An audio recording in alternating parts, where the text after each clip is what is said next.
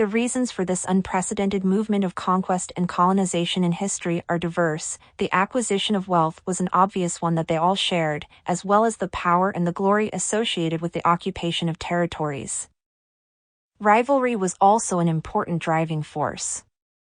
Let us not forget that the wish to emulate Portugal explains the Castilian strategies that led to the discovery of the New World. Of course, rivalry and resentment against the Iberian powers was a major motivation for the English and French monarchs for opening markets and settling overseas. The pressure to survive in very adverse circumstances also explains the expansion of the Scandinavian powers as well as Russia. For all of them, occupation of other territories seemed both the solution to many of their existential problems as well as the only way of prospering. There were, of course, important differences in the empire-building strategies used by European powers. Spanish conquistadors led conquering ventures that usually, but not always, counted on royal support. In the case of England, Holland, and the Scandinavian powers, settlements were created mainly through joint stock companies and private initiatives that counted on royal endorsement, but were financed by citizens who generally hoped to obtain profits from these ventures. But in all cases, what the conquistador, banderant, planter, settler, or Cossack had in common was that they were all leading projects of expansion in which they put their lives on the line and risked all their possessions. The first major consequence of the rise of European empires was the creation of a new Atlantic world. It started making progress with the arrival of the Spaniards and the Portuguese in the New World, followed by the British, French, Dutch, and Scandinavians. The first trade routes between the Iberian Peninsula and Central America gradually expanded toward the north and south of the continent. By the end of the 17th century, all major ports of Western Europe were incorporated into these Atlantic trade routes, as well as certain enclaves on the coast of Africa. As a result, the Atlantic became the fastest-growing market in the world, and the European colonial powers were the main beneficiaries. But as we have seen, the colonization of the Americas implied much more than the development of profitable markets. It entailed the creation of populated European settlements. This trend of migration that was initially small gradually increased until it became a mass movement, as we shall later see. Through these settlements, Europeans were able to propagate their customs and institutions, their languages and religions. As a result of this, Western culture became firmly entrenched in the. Until the 15th century, the Western world, exclusively represented by the Europeans, was losing ground before the East, which was expanding at its cost. This situation radically changed after the discovery of America in 1492. From that year, the Europeans gained the privilege of expanding into a vast continent and shaping it according to their beliefs. The ultimate consequence of this discovery was that Western culture was now represented on both sides of the Atlantic. The rise of European empires had very important consequences that explain the hegemonic position that Europe was going to enjoy for over 4 centuries. Trade networks were established throughout the world that not only allowed European powers to obtain large economic benefits, but they also explain the steadily expanding gap of economic development between Europe, the West, and the rest of the world. Finally, the rise of empires had a deep impact on European collective mentality. In consequence, Europeans on the whole became increasingly convinced that the key to their power and prosperity was beyond the confines of their continent. Hugh Thomas, The Slave Trade, The Story of the Atlantic Slave Trade, 1440-1870. Felipe Fernández Armesto, 1492, The Year the Modern World Began. Bartolomé de las Casas, A Short Account of the Destruction of the Indies. De las Casas, A Short Account of the Destruction of the Indies. Thomas, The Slave Trade. Hugh Thomas, The Conquest of Mexico. Thomas, The Conquest of Mexico. De Madariaga, Imperio Español en América. Ibid. Felipe Fernández Armesto, Our America, A Hispanic History of the United States. Page 28. Henry Cayman, Empire, How Spain Became a World Power, 1492-1763. ## Cayman, Empire. Ibid. Cayman, Empire. Steinmetz, the richest man who ever lived. De Madariaga, Imperio Español en America. De Madariaga, Imperio Español en America. ###E, Bradford Burns, A History of Brazil. Burns, History of Brazil. Ibid. Arthur Herman, To Rule the Waves, How the British Navy Shaped the Modern World. John H. Eliot, Empires of the Atlantic World, Britain and Spain in America 1492-1830. ### Jonathan Israel, The Dutch Republic, Its Rise, Greatness, and Fall, 1477-1806. Israel, The Dutch Republic. Burke, Old World, New World. Martin Meredith, The Fortunes of Africa, A 5,000-Year History of Wealth, Greed, and Endeavor. Samuel de Champlain, Le Voyages de Samuel de Champlain au Canada, de 1603 à 1618. Raymond L'Italien and Denis Vogiois, eds. Champlain, The Birth of French America. ### W. J. Eccles, The French in North America, 1500-1783. A History of Canada's Population. Eccles, French in North America. Burns, History of Brazil. Morrison, European Discovery of America. Jeffrey Hosking, Russia and the Russians, A History. #######ibid.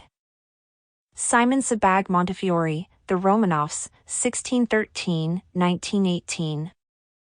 John Darwin, After Tamerlane, The Rise and Fall of Global Empires, 1400-2000. Hosking, Russia and the Russians. Montefiore, The Romanovs.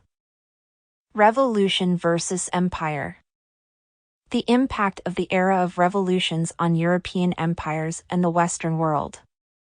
The revolution is one of the great products of modern Europe. If Europeans managed to propagate their interests through their empires, it was due to revolutions that some of the most influential ideas born in Europe have spread across the world. The term revolution has been used in excess in relation to European modern history. Not only has it been applied to describe Europe's most abrupt political changes, but also those in the economic, social, and the most diverse aspects affecting human lives. But revolution is not just a political upheaval that provokes a change of regime. It must lead to the complete overthrow of a system of government as well as its social, economic, and cultural foundations. Above all, a revolution must be supported by new ideas capable of changing people's values. For this reason, it was the French Revolution that gave this term its full modern meaning. The French Revolution brought the country's old order to an abrupt end, and it gave way to a revolutionary era that radically transformed Europe and the entire Western world. We are still living under the long-term effects of this revolution. In 1972, during a historic visit to China, U.S. President Richard Nixon asked the Chinese Prime Minister Zhou Enlai, who was an avid reader of French history, what he thought had been the impact of the French Revolution on Western civilization. "Too early to tell," answered Zhou Enlai. "Whoever has not lived before 1789 does not know what the pleasure of life can be," said Prince Tallyrand. Despite making a phenomenal political career in post-revolutionary France and becoming Napoleon's foreign minister, Tallyrand evoked in this nostalgic statement an idyllic aristocratic life that disappeared with the revolution. The era of chivalry has gone. That of sophists, economists, and calculators has succeeded, and the glory of Europe is extinguished forever, wrote the Irish conservative author Edmund Burke in his book Reflections on the Revolution in France. Others considered that the revolution offered great opportunities for creating a better world. Thomas Carlyle, who wrote a famous history of this revolution, described it as the great poem of our time. In order to conquer we must dare, demanded the revolutionary Georges Danton. Napoleon Bonaparte, who became the most conspicuous representative of revolutionary values, was very clear about what this term should represent: a fairer and more equal society where careers would be open to talent without distinctions of birth.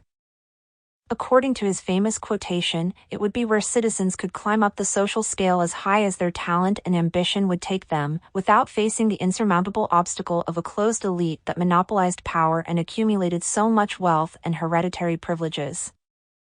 As the principles of the revolution were universal, Napoleon aimed at creating an empire in order to spread them around Europe and the rest of the world.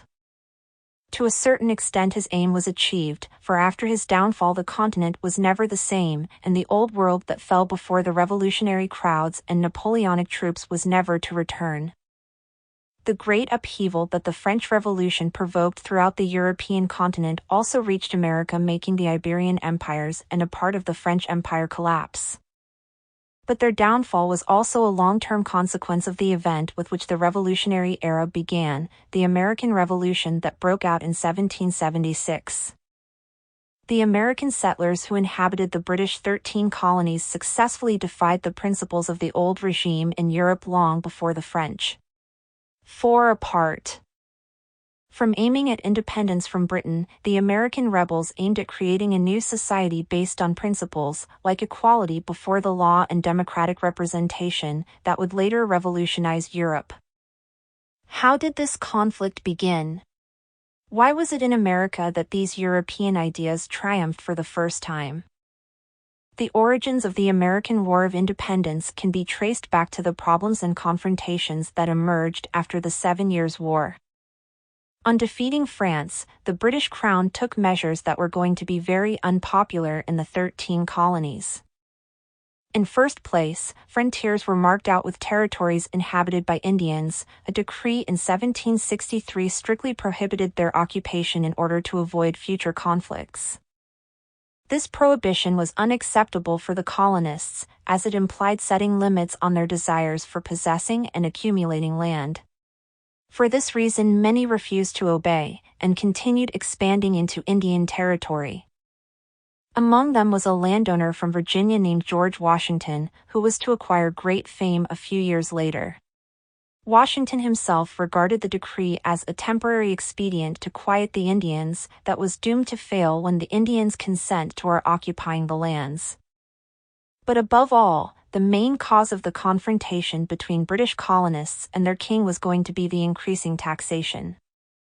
The 7 Years' War doubled the British national debt, and as a result taxes rose dramatically, especially in the 13 colonies, where the government decided that as British subjects the inhabitants of the American Empire had the obligation of paying a part of the administrative and defense costs. In 1765 the British Parliament passed the first direct tax that was going to be levied on the inhabitants of the 13 colonies, the Stamp Act, which compelled traders to pay the rights for every product that was dispatched at customs. The tax caused so much outrage that it proved impossible to collect. Very few dared to impose it, fearing reprisals. A very important consequence of the colonists' anger was that it gave way to a long debate on their rights and how to defend them. No taxation without representation was the main slogan by which the colonial assemblies that emerged in these years were going to coordinate their defense. It was certainly not easy to refute in the era of Enlightenment, when the citizens' rights and obligations were being debated among political and intellectual elites throughout the Western world. The Crown had decided that the inhabitants of America should comply with their fiscal duties like the rest of its subjects, but unlike the citizens in the British Isles, they had not been granted any rights to be represented in Parliament and defend their interests. Benjamin Franklin, a scientist, politician, journalist, diplomat, and one of the most outstanding men to be born in the 13 colonies, was sent by the colonists to London in 1765 in order to explain before the House of Commons the reasons why this tax should be abolished. Franklin argued that unless the tax was voted down a colonial rebellion was inevitable, and on this occasion he achieved his aim. But the Crown did not give up the intention of increasing fiscal pressure on its American subjects, nor did it accede to grant them the parliamentary representation that they demanded. In 1767 new taxes were levied on basic products, including the notorious Tea Act, by which the Crown aimed at defending the interests of the East India Company and preventing contraband in North America. On this occasion the colonists' collective anger was so great that many of them not only refused to pay but also decided to challenge the authorities directly. On December 16, 1773, spokesmen for local merchants demanded that the tea shipment brought by the East India Company ships should be sent back to England, as they opposed not only the company's monopoly on tea importation but above the fact that American colonists had to pay a tax for which they did not obtain any benefit. After the authorities refused, a group of colonists disguised as Indians boarded the tea ships anchored at the port and threw the tea cargo overboard. The incident of the so-called Boston Tea Party was to become one of the great episodes of American history and triggered the outbreak of the 13 Colonies Rebellion against the British Crown. The government's reaction to the Boston Tea Party was to pass what became known as coercive acts, with the aim of punishing the colonists for their defiance.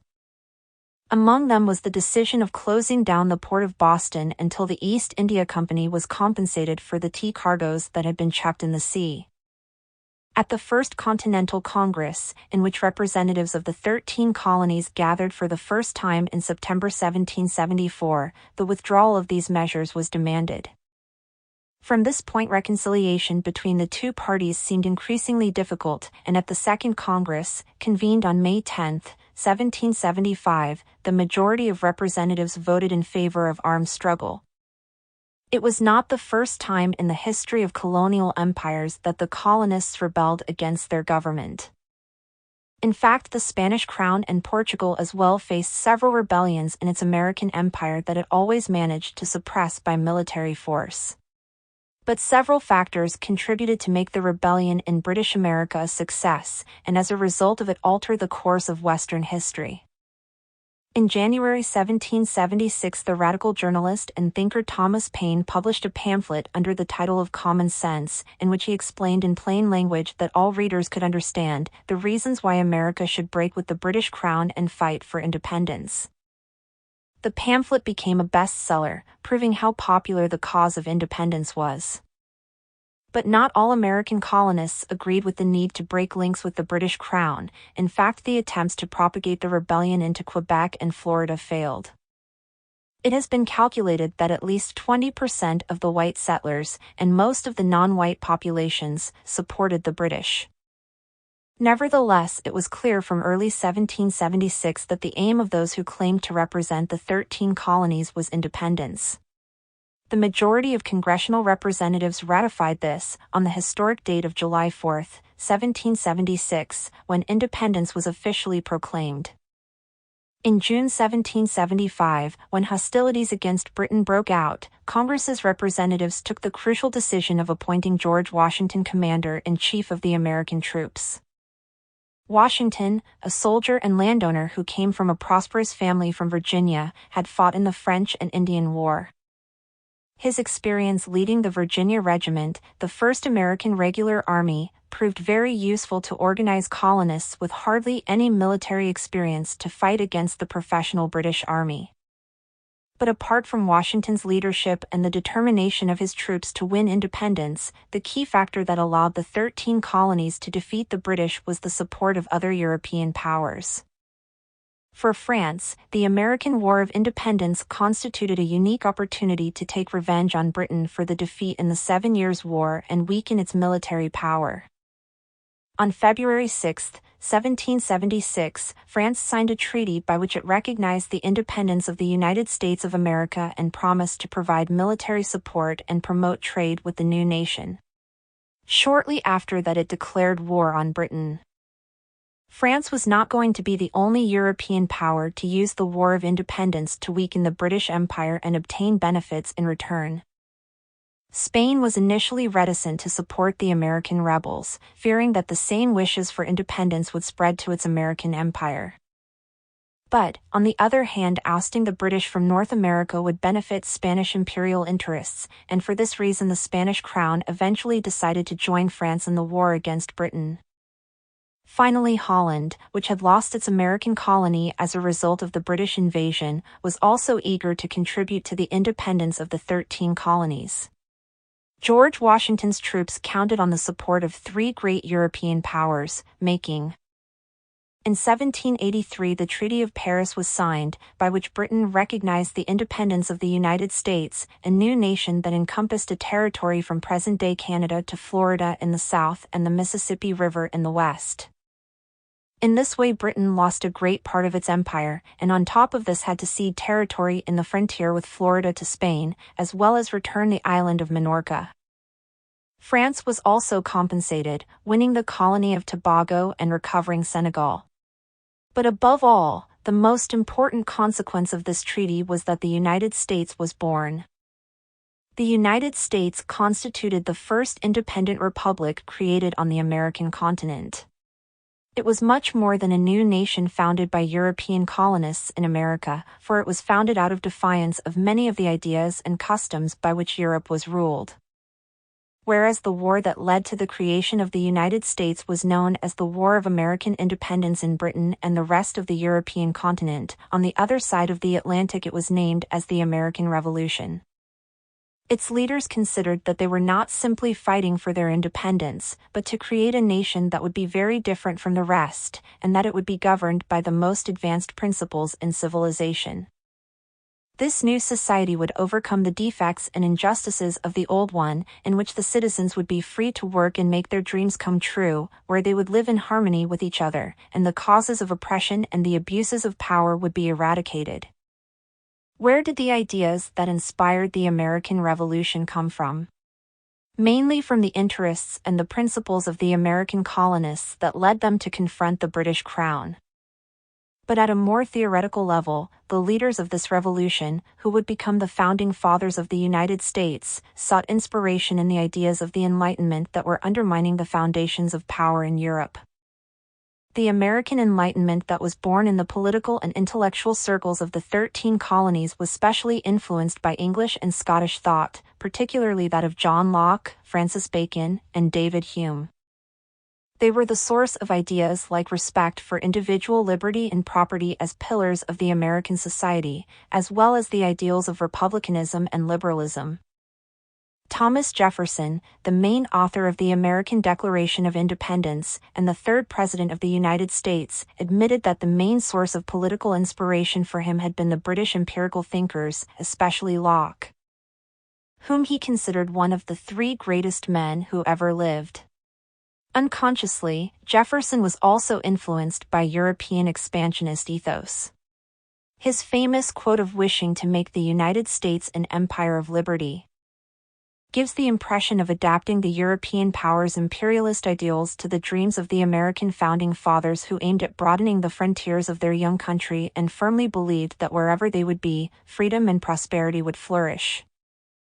The Constitution is the guide which I will never abandon. Such famous quotes clearly inspired by the Enlightenment contributed to Washington's popularity among the most advanced thinkers in Europe.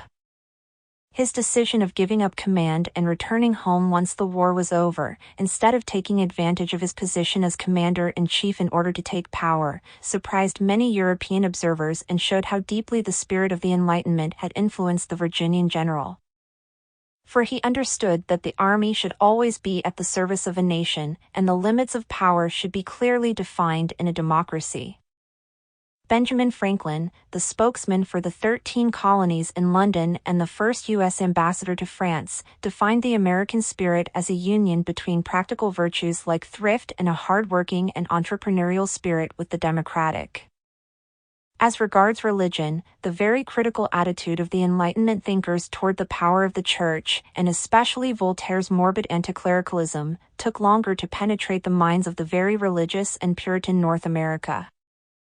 Nevertheless, it did contribute to convince the U.S. Founding Fathers that the separation between church and state and the freedom of worship were essential for their country's progress. As the fourth President of the United States and author of the U.S. Constitution James Madison stated, "Conscience is the most sacred of all property."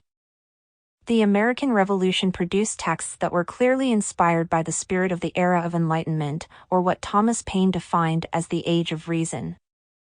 They were going to become models in America, Europe, and the rest of the Western world, and would inspire many constitutionalists and political leaders over the following 2 centuries.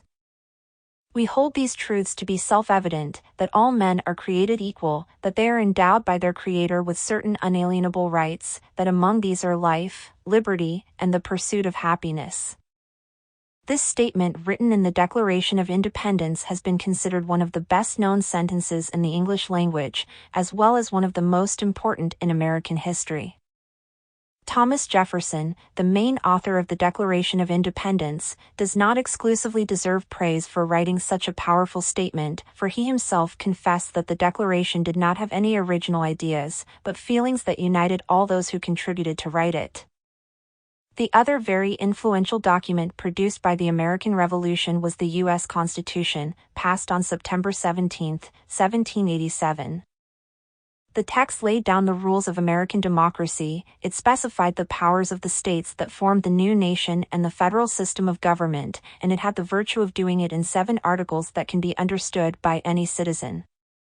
Such a simple text with virtually no legal jargon has served the purpose of governing the United States until the present, and has also been a key reference for many constitutions that have been written since then. The political and economic consequences of the loss of the 13 colonies were enormous for Great Britain, and psychologically it had a devastating effect.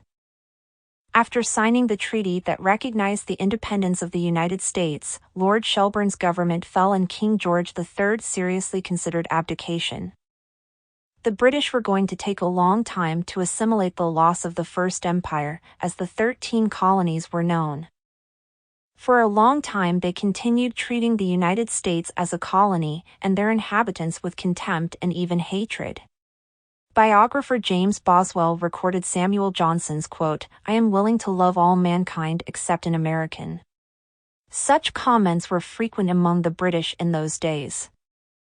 To compensate for losing exclusive rights over the North American market, the British government retaliated against the U.S., forbidding its ships to trade with their colonies in the West Indies, inflicting considerable damage on the emergent American economy.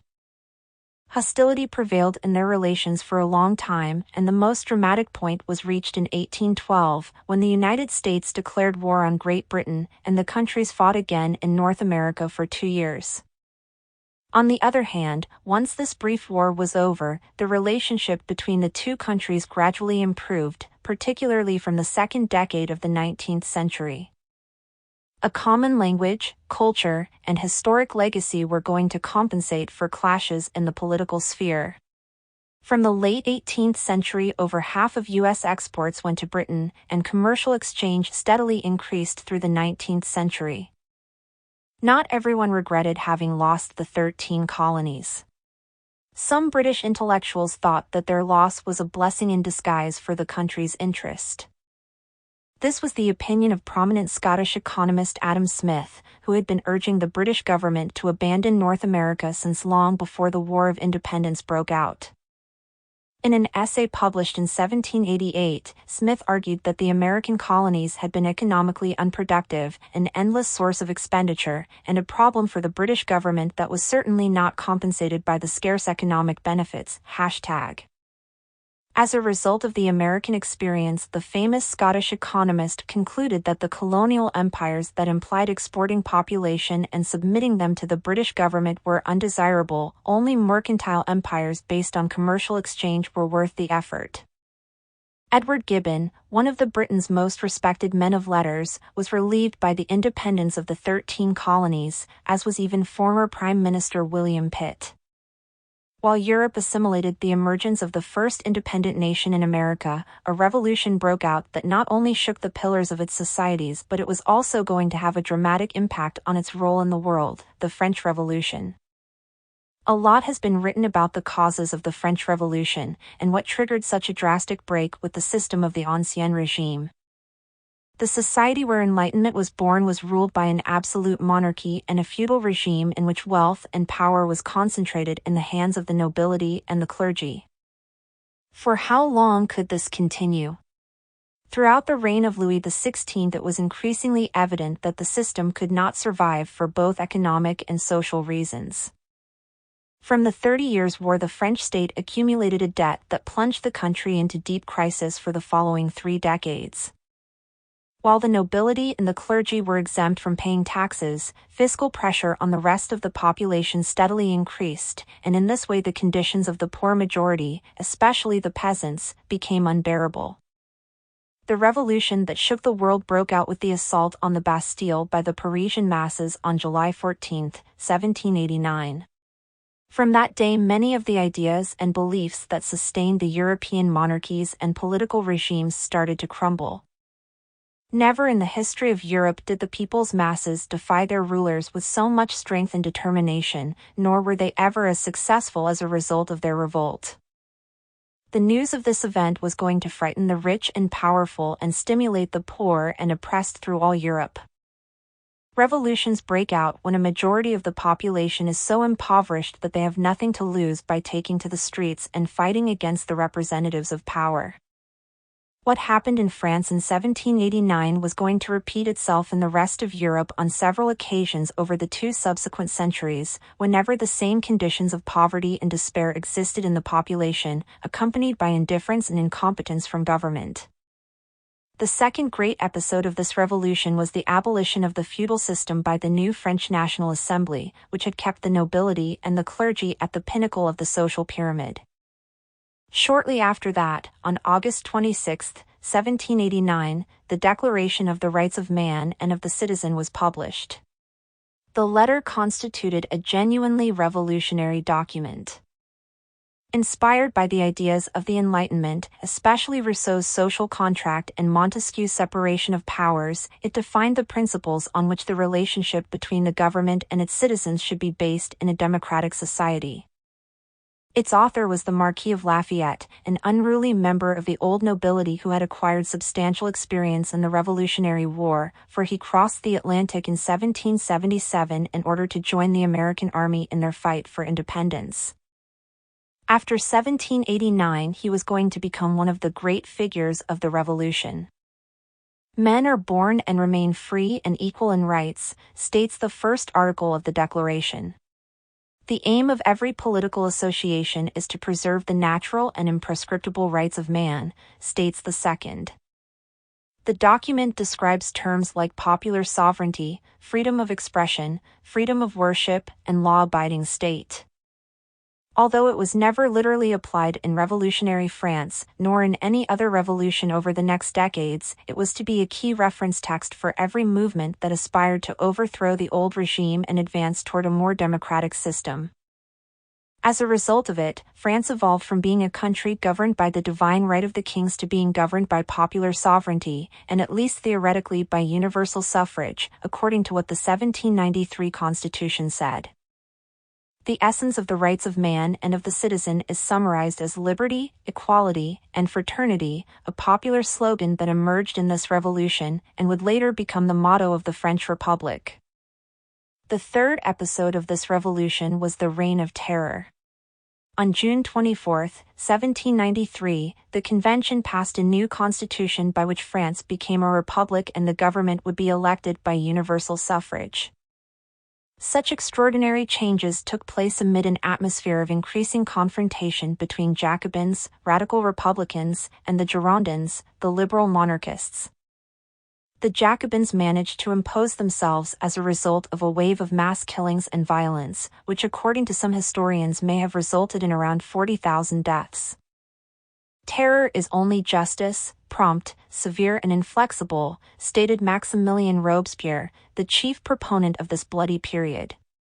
The guillotine, the most efficient means ever invented to chop heads off, became an unforgettable symbol of this period. On January 21, 1793, Louis XVI was guillotined at the Revolution Square in Paris, before thousands of citizens who witnessed how the Ancien regime vanished with its king. His wife Marie Antoinette followed him in this tragic end, as did many French citizens, especially from the aristocracy and the clergy, but also from many walks of life, who were accused of being against the revolution or were simply victims of the political purges that were taking place in those days. Robespierre himself died by the guillotine that he had so eagerly used against his enemies. The Reign of Terror appalled the whole of Europe. The fact that revolution degenerated into such spiral of slaughter, violence, and political persecution constituted a great disappointment for many of those who had pinned their hopes on such a significant event. The most conservative observers interpreted the events in France as the proof that the revolution inevitably brings chaos, death, and ultimately a more unfair political system than the one that it aimed at substituting. The Revolutionary Wars were the fourth major episode of the French Revolution. As a consequence of the revolution, many representatives of the old monarchy went into exile and put pressure on several European governments so that they would intervene against the French revolutionaries. Several monarchs, especially the Austrian emperor, contemplated the possibility of invading France with the aim of preventing the spread of the revolution across their countries.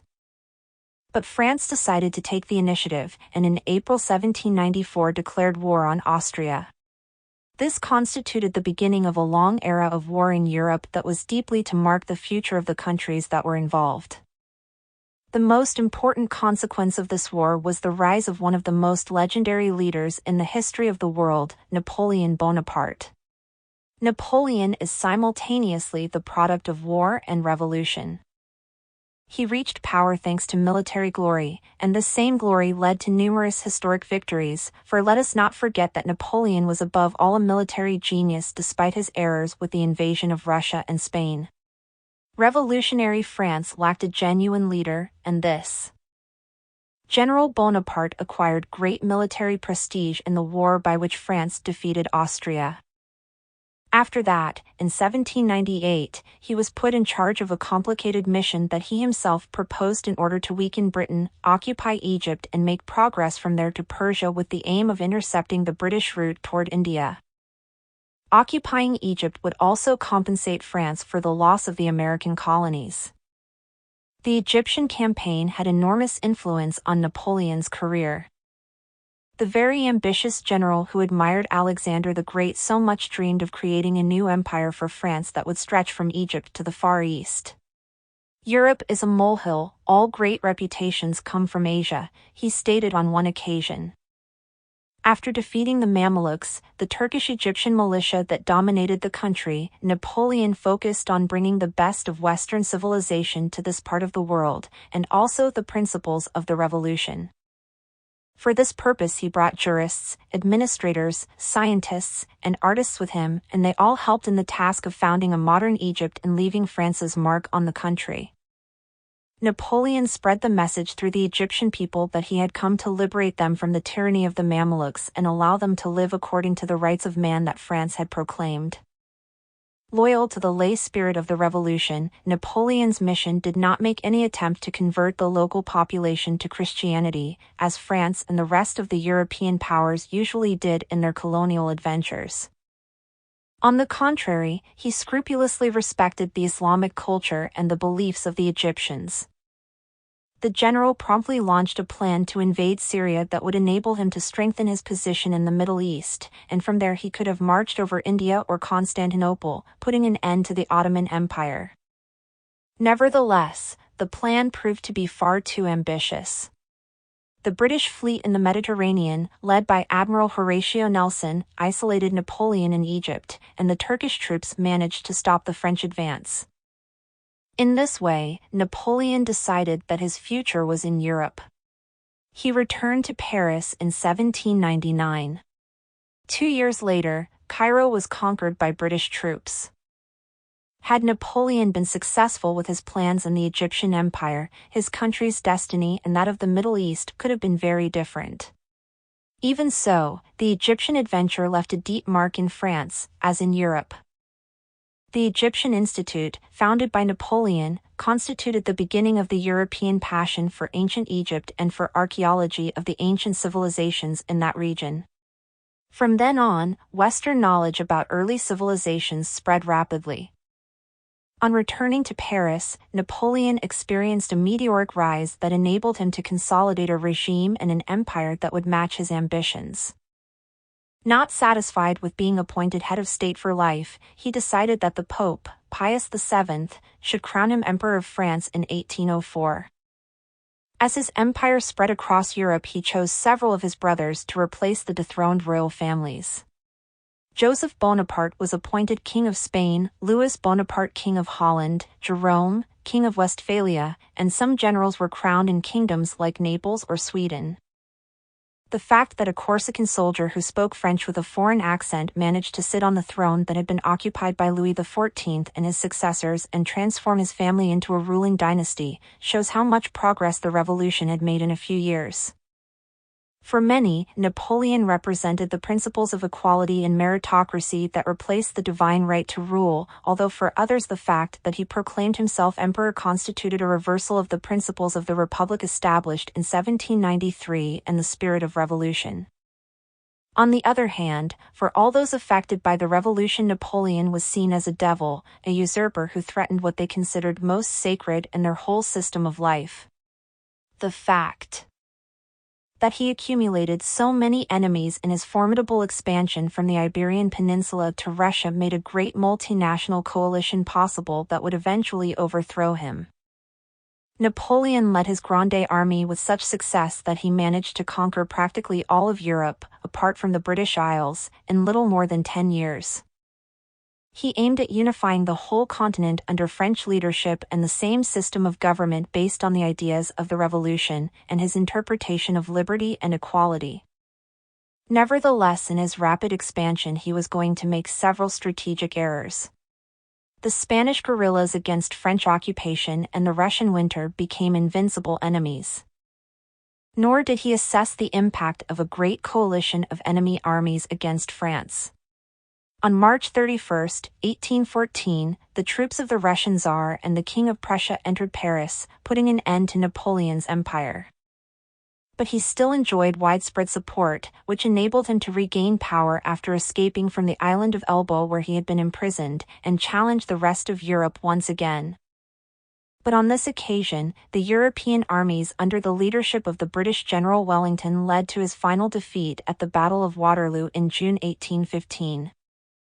After Napoleon's defeat, the Bourbons recovered the French throne, as did the rest of the royal families that had been overthrown by the Bonapartes.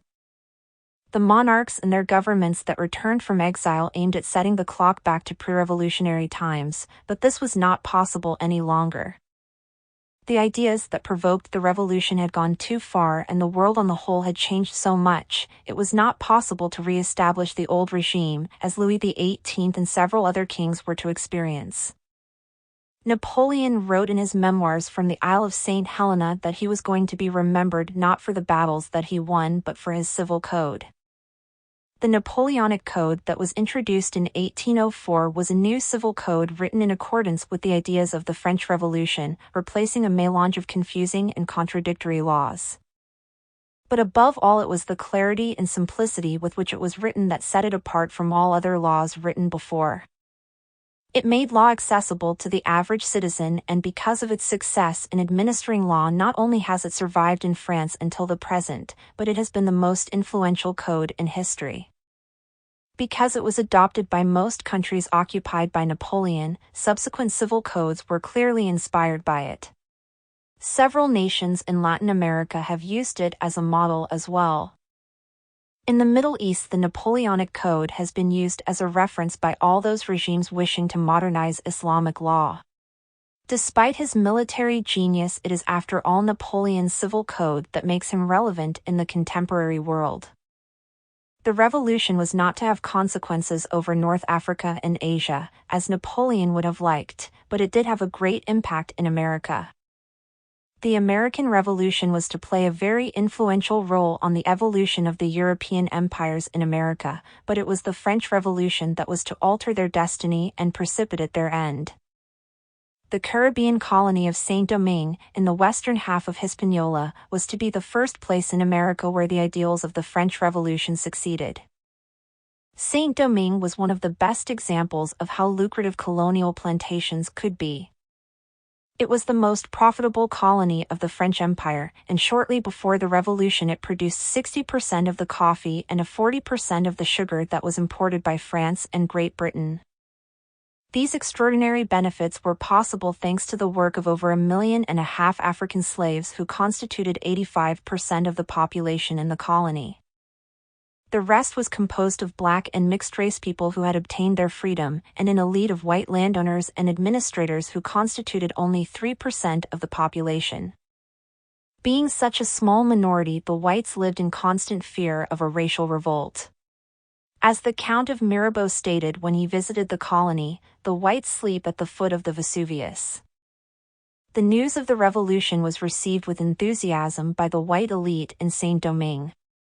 Many of them thought that the opportunity for getting rid of the French taxes and mercantilist laws had finally arrived, and some even thought of independence.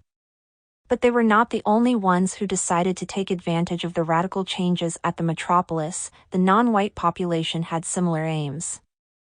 The outbreak of the revolution surprised Vincent Auguet in Paris, a well-educated man of mixed race who came from a rich family, and he decided that this was his opportunity to claim equality for non-white free citizens like himself. On returning to Saint-Domingue, he led a rebellion that culminated with his arrest and execution.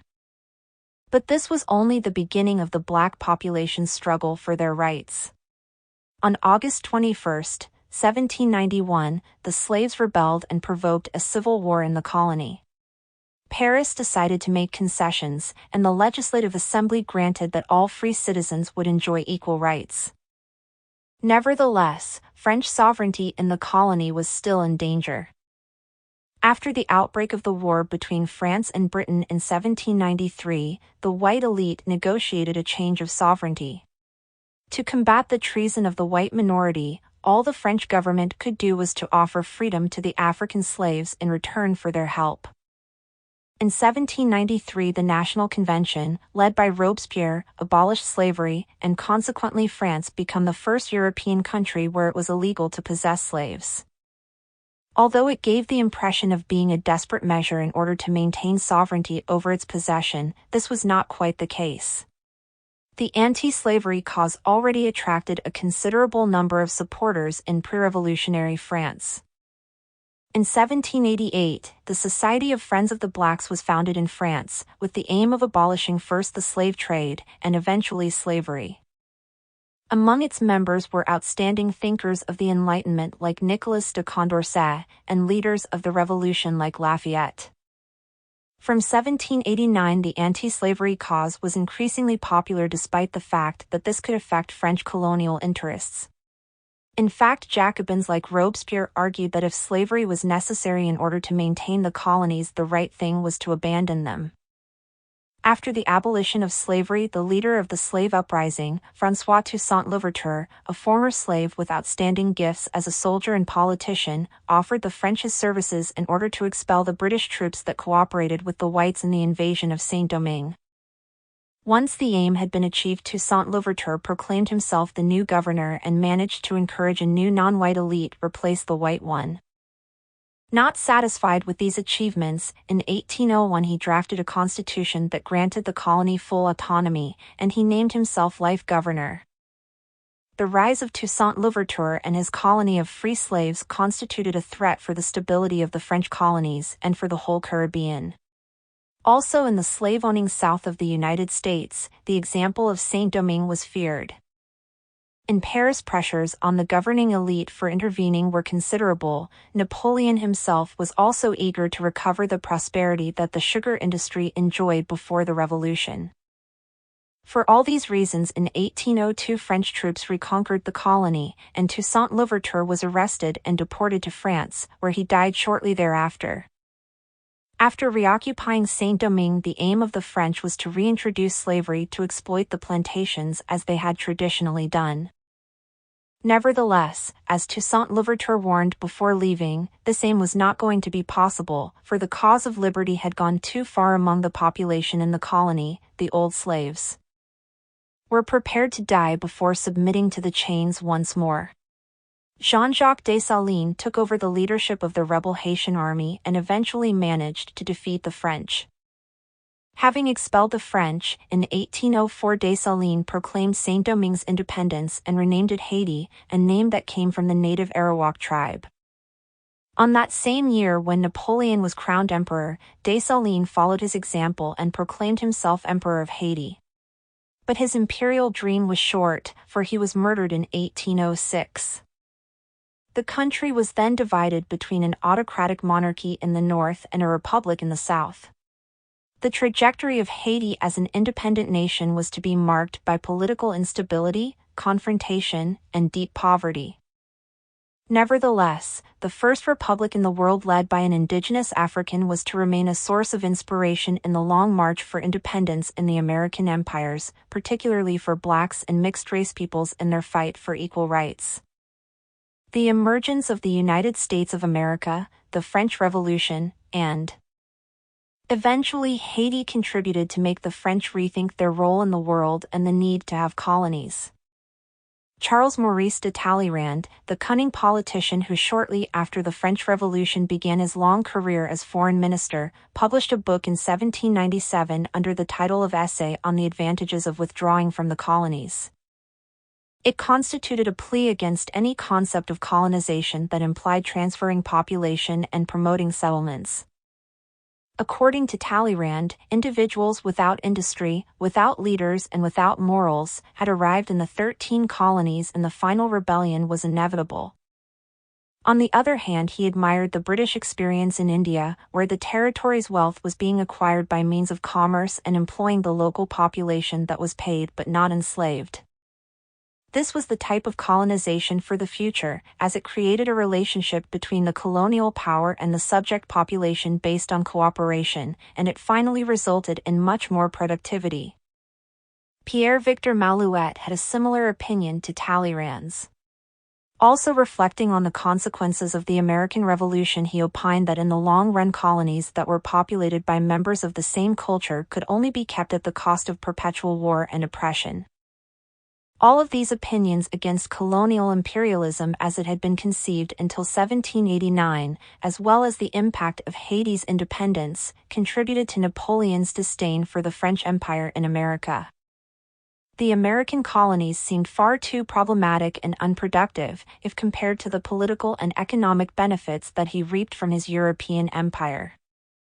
For this reason, he decided to sell Louisiana to the United States in 1803. Nevertheless, despite the fact that the French Empire in America was diminished during his time in power, France was going to gain indirect control of the biggest empire in America as a result of the occupation of Spain.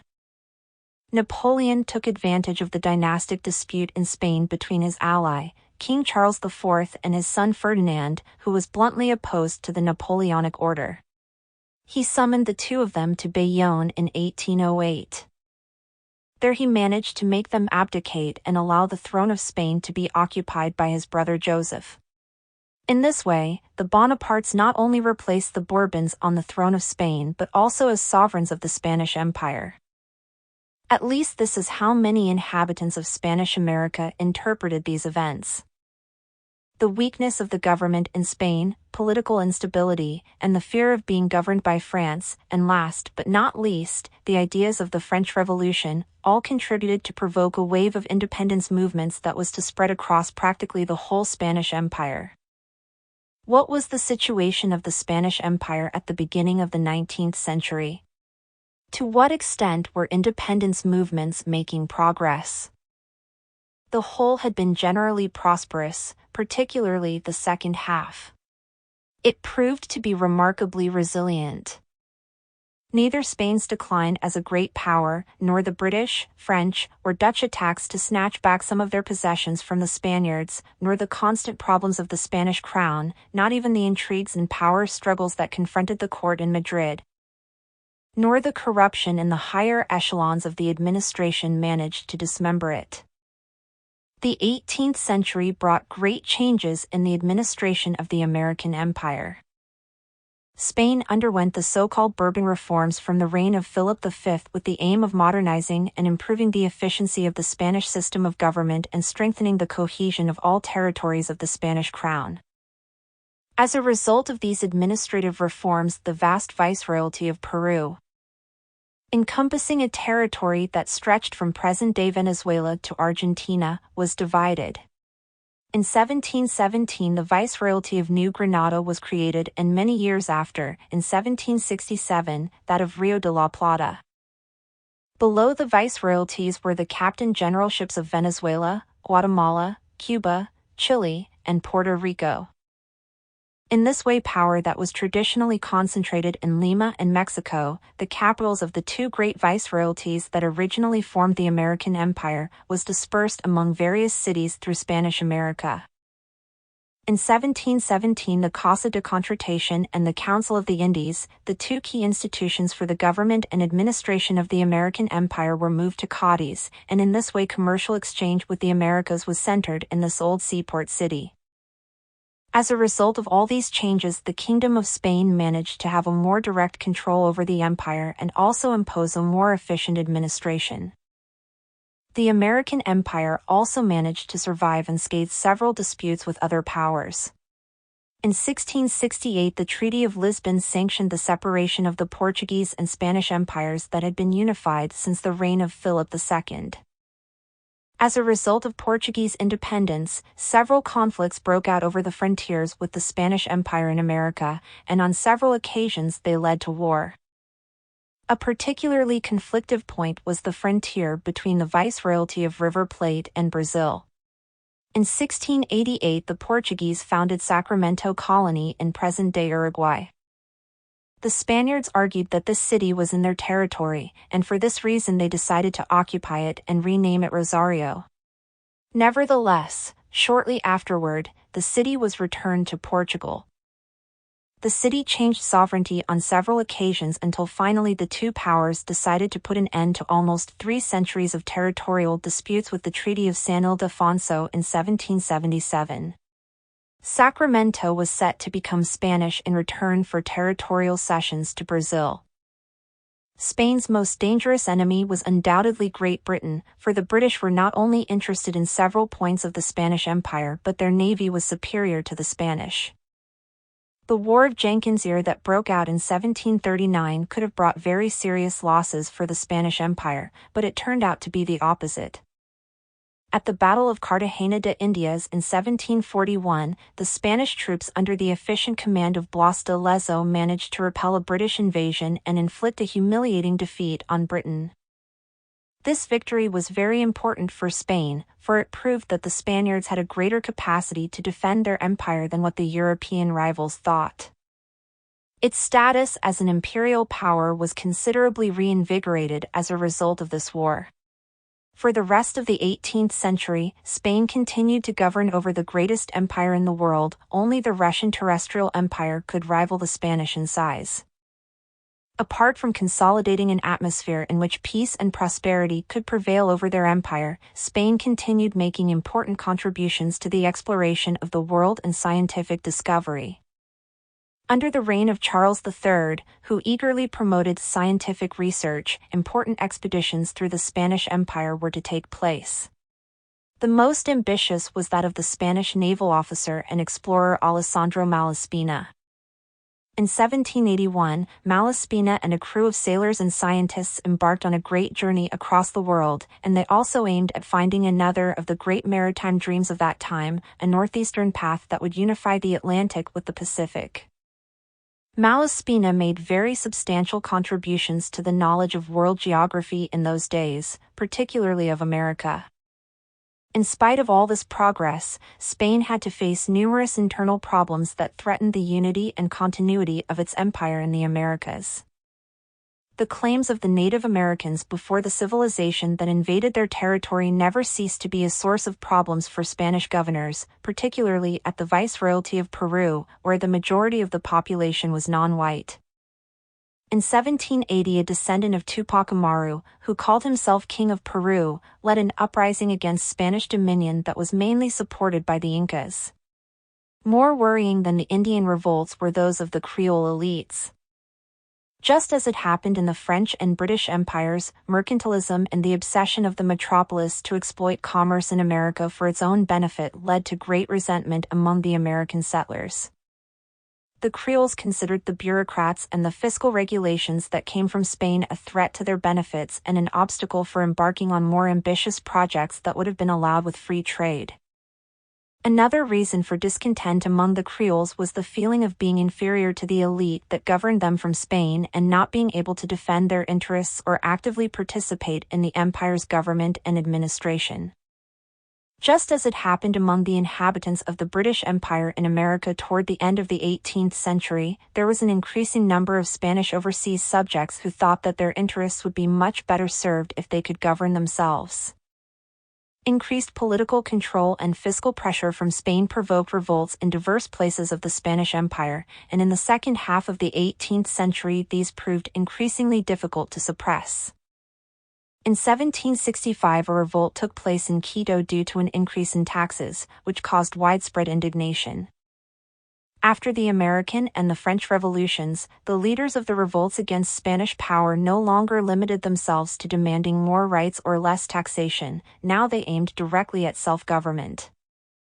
This was the case of the conspiracy of Gual and España that broke out in Venezuela in 1798, and it has often been described as the beginning of the Venezuelan struggle for independence.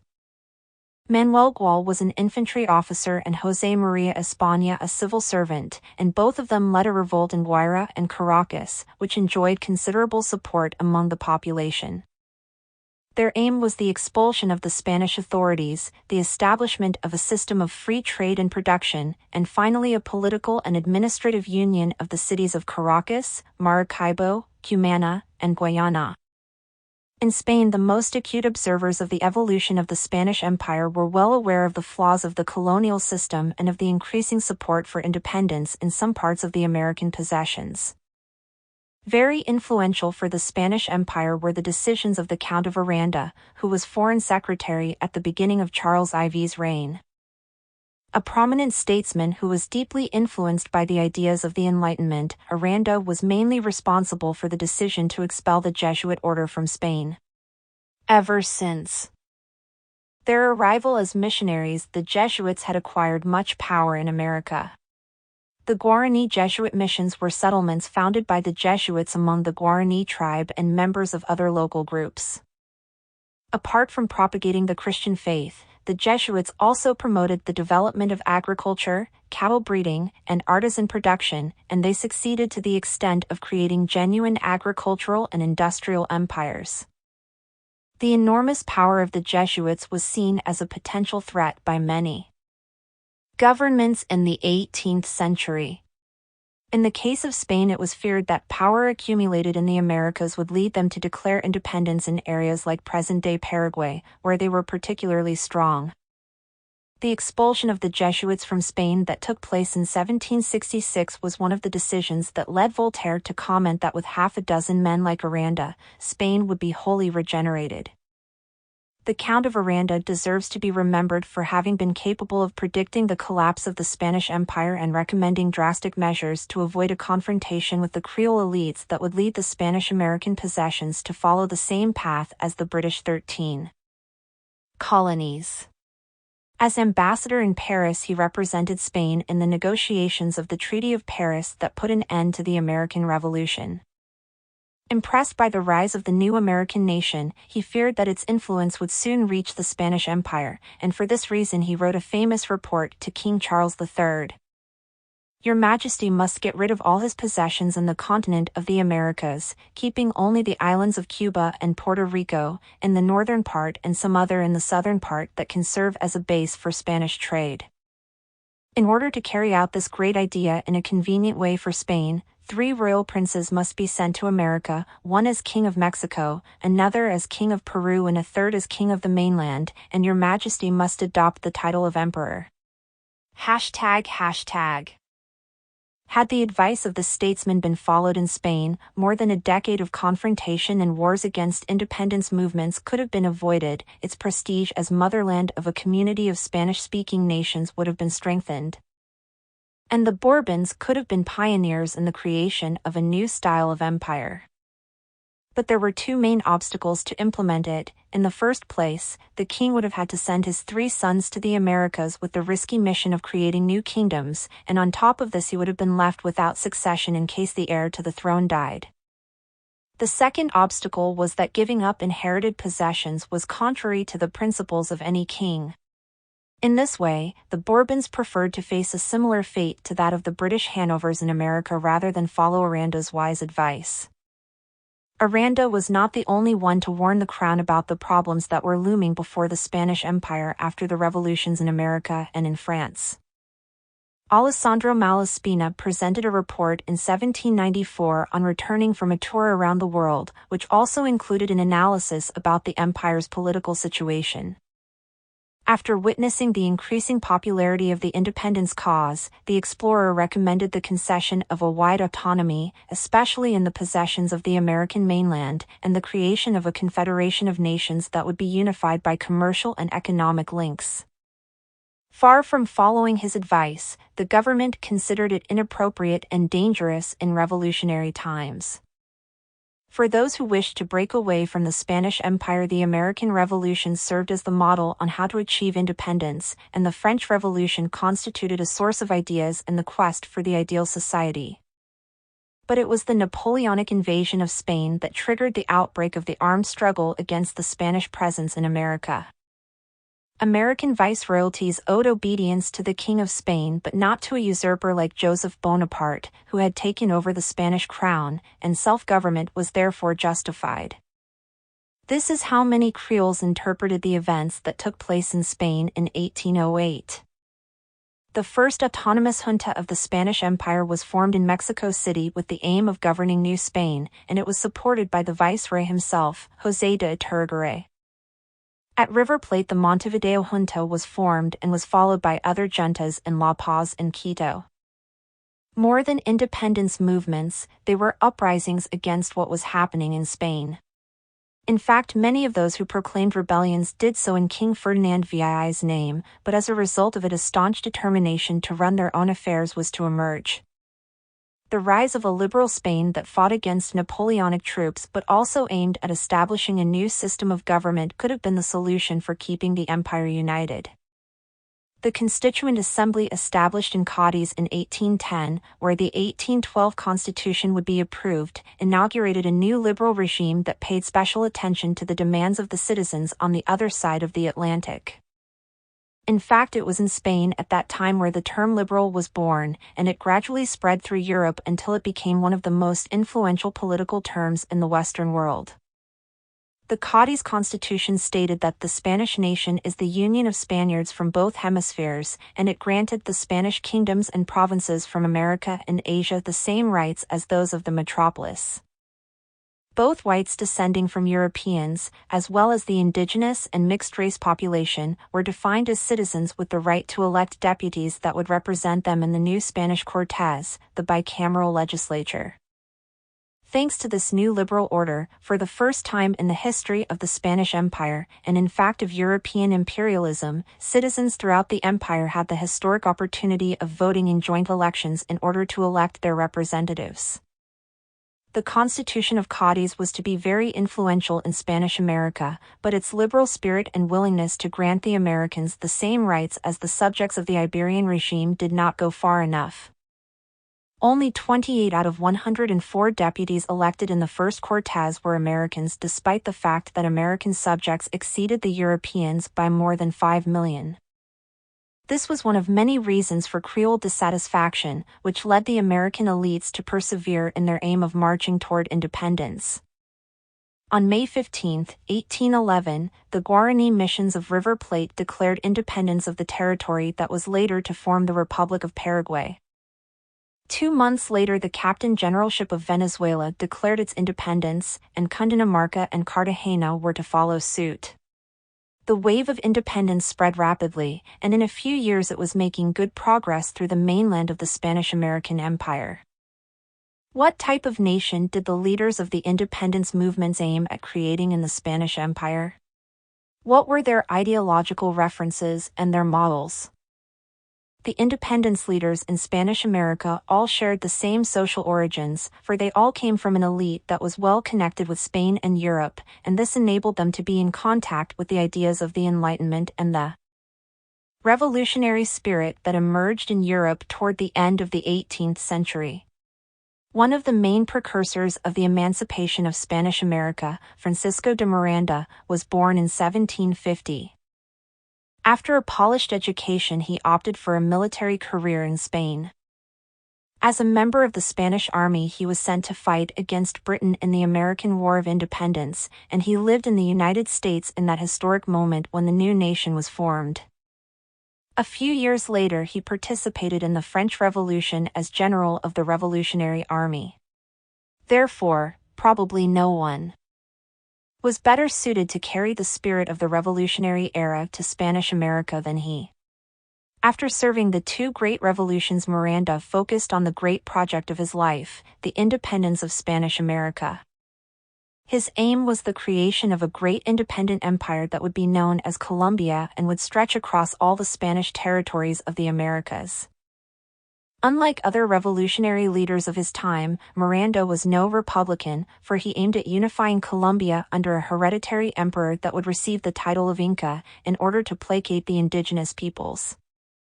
The government would be elected by a bicameral parliament elected by representatives from all this new American empire. In 1806, Miranda reached Venezuela with British support, and he led a failed attempt at proclaiming its independence and fulfilling his great ambition. 4 years later, he met another great Venezuelan independence leader in London, Simon Bolívar, who persuaded him to return to his homeland in order to fight for independence. In 1812, Miranda became the first president of Venezuela and was granted quasi-dictatorial powers, but the new republic still had to defeat the Spanish troops. As he led the struggle for independence against Spain, the president was betrayed by Bolívar and handed over to the Spanish troops. Miranda ended his days in a Spanish jail, and as a result of this ignominious end, the leader of the Venezuelan independence was to become a martyr of the cause. The elimination of Miranda allowed Bolívar to become the undisputed leader of the independence movement in Spanish America. Born into a patrician family in Caracas, Bolívar was educated in Madrid and briefly lived in Paris, where he was deeply influenced by the revolutionary ideals of that time. From 1812, he led a new revolution in order to consolidate Venezuela's independence, for which he was to be known as the Liberator. Bolívar had a very similar dream to Miranda's, of unifying all territories of the Spanish Empire in America under a great confederation. With this aim, he led the struggle for the liberation of the Viceroyalty of New Granada from Spanish dominance. Once it was achieved, he was proclaimed President of Great Colombia, which included present Colombia, Venezuela, Ecuador, and Panama. Shortly after this great achievement, Bolívar met the other prominent leader of Spanish American independence, José de San Martín. San Martín had a similar education to that of other Spanish American leaders. He followed a brilliant military career in Spain, which culminated in fighting against Napoleonic troops. He initiated the Spanish-American independence movement from a Masonic lodge, for Freemasonry was to accumulate much power in the Revolutionary era. It was going to be very active in the promotion of U.S. independence, and was to promote the emancipation of Spanish America with the same enthusiasm. It constituted a very useful means of support for the independence leaders. After returning to Buenos Aires in 1812, San Martín was to lead the movement that would culminate in the independence of the Viceroyalty of River Plate. He also put together an army and crossed the Andes in 1817 to help the leading figure of the Chilean uprising, Bernardo O'Higgins, expel the royalist forces. As a result of this, he would be known as the father of independence for Chile and Argentina. The two so-called liberators met at Guayaquil in 1822, in the presence of Antonio José de Sucre, another prominent independence leader, with the aim of planning the liberation of Peru from Spanish power, but they clashed in their aims about the future of Spanish America. San Martín was in favor of appointing European princes to rule over the new independent nations, but this idea was incompatible with the plans of the Venezuelan leader. Nevertheless, San Martin decided to retire to Buenos Aires and later to Europe, where he died shortly afterward. In this way, Bolívar managed to emerge as the sole leader and later succeeded at making his ideas prevail in the final. Simón Bolívar obtained his most important victory with the Battle of Ayacucho in 1824, in which the last Spanish troops were defeated. As a result of this victory, two new republics were created, that of Peru and Bolivia, and Bolívar was to occupy the presidency of the two. However much Bolívar admired the North American republican system and the ideas of the French Revolution, he did not seem to consider them wholly suitable for South America. In 1815 he had written that Spanish America should not adopt the best system of government, but the one that is most likely to succeed. He believed in a compromise between authority and democracy, and ended up imposing what he described as the monocratic system, with a lifelong and hereditary president. He seemed to pursue the dream of unifying the old Spanish Empire by means of conquests, and in the Napoleonic style concentrate all power under his name. Nevertheless, his ambition was to fall victim of the Caesar-like politics and authoritarianism that he himself advocated, for in all conquered territories there were also influential oligarchies and leaders who were eager to defend their interests and reluctant to give up their power. In this way, the Great Spanish-American Confederation was never to be realized, and in its place 18 independent republics were later to emerge. America is ungovernable, those who served the revolution plowed the sea, lamented Bolívar toward the end of his life. Nevertheless, the authoritarian spirit of Bolívar was to have many followers, even up to the present day, who tried to press on the suffering masses what they understood to be a revolution. The Viceroyalty of New Spain was to follow slightly different paths from the rest of the Spanish Empire. The movement for independence took longer to take off.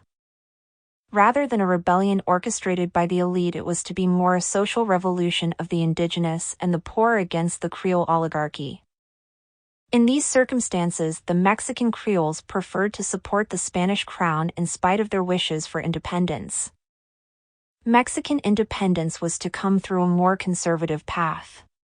A Mexican elite that was very much under the influence of the Catholic Church refused to accept the possibility of being governed by a liberal constitution from Spain. With the aim of preserving the traditional order, they opted for an independence that would recognize Ferdinand VII as king. When this proposal was rejected by the Spanish Cortes, the Creoles decided to proclaim their most prominent leader, Agustin de Iturbide, as Emperor of Mexico on May 22, 1822. Nevertheless, the Mexican Empire was to be very brief, for a year later Agustin I was overthrown and the First Mexican Republic was proclaimed. The loss of most of its empire had a devastating effect on the Kingdom of Spain. Just as it happened with Britain after U.S. independence, for many years Spaniards refused to accept the loss of the American Empire and treated its territories as fully independent nations. Reconciliation with the former subjects came gradually, mainly as a result of the increasing pressure to re-establish trade relations among the two sides of the Atlantic that was interrupted from 1824, and also due to the necessity to keep the remaining colonies of the American Empire. Despite the fact that commercial exchange flourished again a few years after the final battle for independence, Spanish traders were to suffer the consequences of having to compete in the free market to sell their products in America. Particularly due to the fact that the United States and Britain as well were to offer cheaper prices.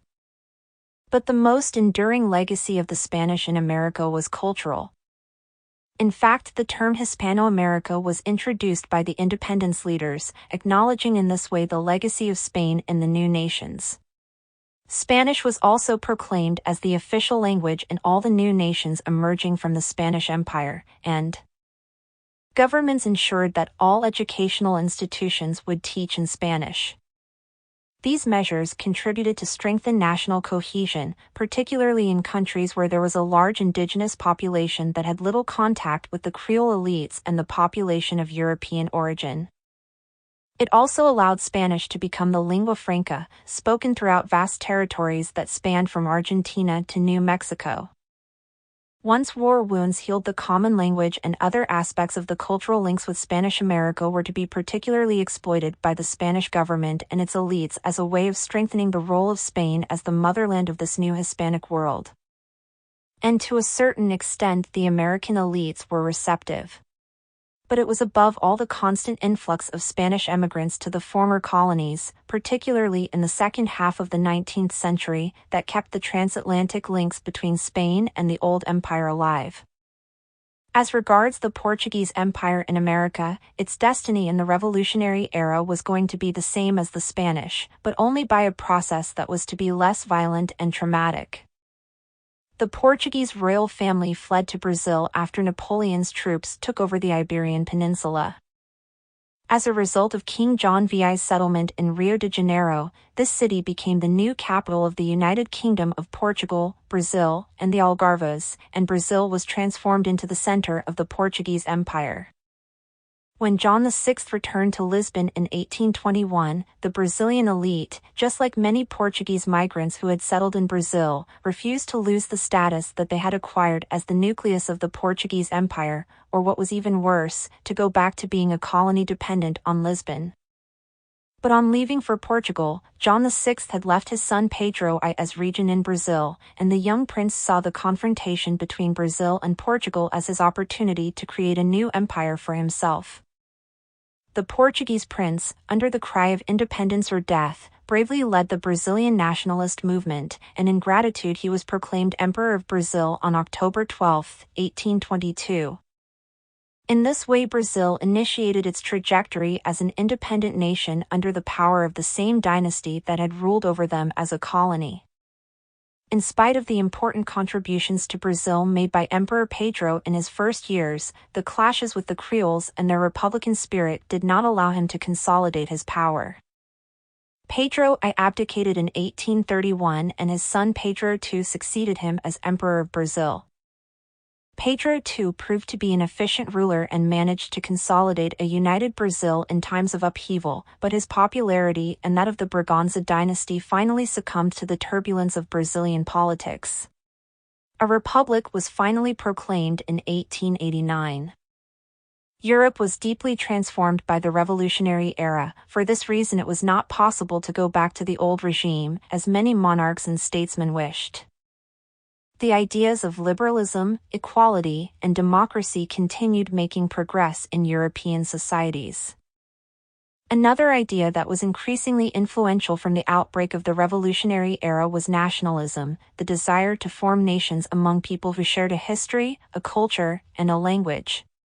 Liberalism and nationalism were going to be the two great terms that inspired revolutions from the 1820s.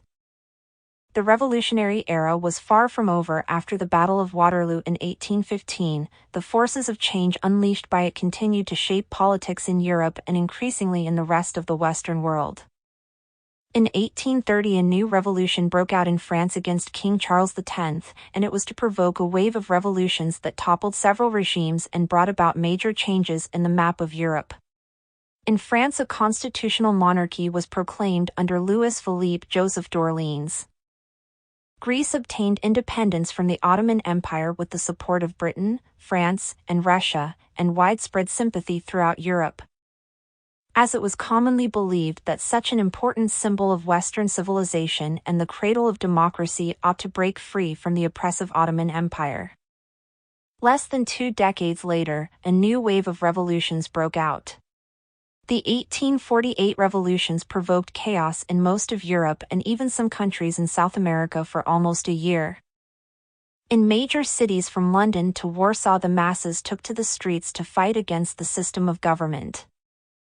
The aims of the revolts were diverse: national independence in some cases, and in others democracy or more rights were demanded, as well as an improvement in the conditions of the working class. That same year, 2 revolutionaries, Karl Marx and Friedrich Engels, published the Communist Manifesto. A specter is haunting Europe, the specter of communism, could be read in the first line. Order was restored in most of Europe without great concessions to the insurgents. Nevertheless, this revolution constituted a warning for the governments and political elites about the consequences of ignoring people's demands.